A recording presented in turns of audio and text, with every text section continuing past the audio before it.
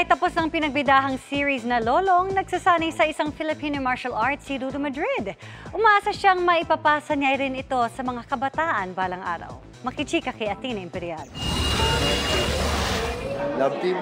Habang hindi pa jam-packed ang schedule ni Ruru Madrid sa mga shoot at taping, sinasamantala niyang magsanay ng martial arts na interes na niya simula pagkabata. Mahal ko yung martial arts eh. Gusto ko yung napapagod yung sarili ko. I love learning new skills. At least thrice a week ang training niya ng Filipino martial art na Laraw Kali Pamuok sa kanyang coach. Meron tayong sariling atin eh. Ito talagang Pilipino.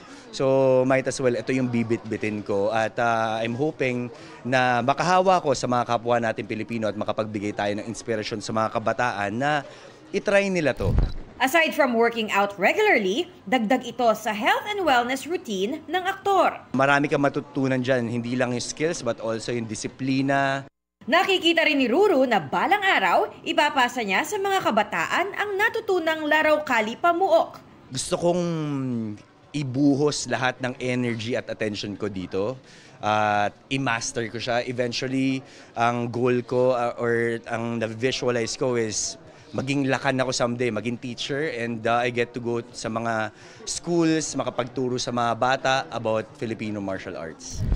At kung magkaroon ng upcoming projects na kailangan uli ng action scenes, alam na ni Ruru na he's more than ready for the role. Kung ano yung hindi ko nagawa doon sa last project ko, gagawin ko siya dito. I always want na hanapin yung best version ng sarili ko all the time. Athena Imperial updated sa Showbiz Happenings!